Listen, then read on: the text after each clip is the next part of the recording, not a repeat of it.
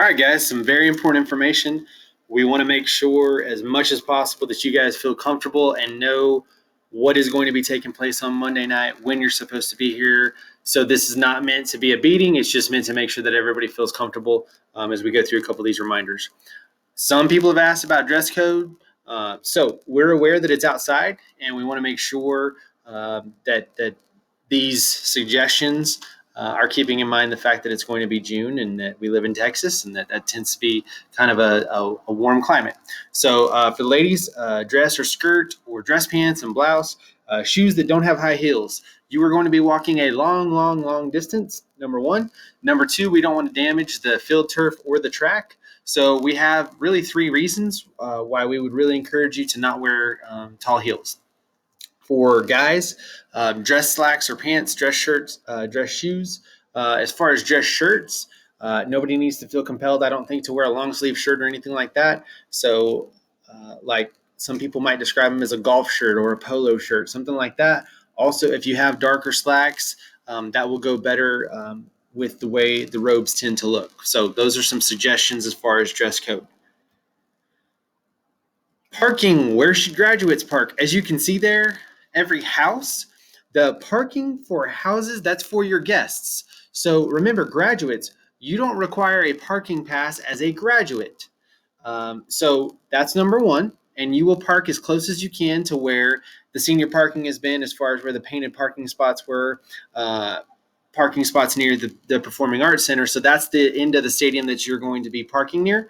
And then you have all the house offices, they have colored areas. And so your family members, your friends, whoever is using your 4 tickets, they have those 2 parking passes that are color coded that coordinate with that. So make sure, graduates, that you have obviously your cap and gown with you. And if it's very obvious that you're a graduate, the parking lot attendants can send you to the area for where a graduate should park. So I hope that answers any questions about parking. Arrival times. So this is very important.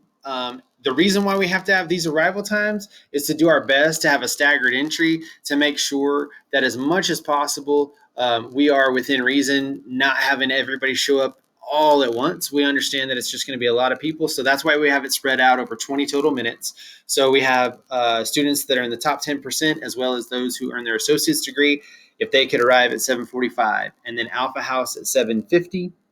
Beta House 7:55, Gamma House 8 o'clock, Delta House at 8:05. When you get there, you will be checked in by more than likely your house secretary. You will receive a mask and your medal once you have been screened by either a nurse or one of the athletic trainers.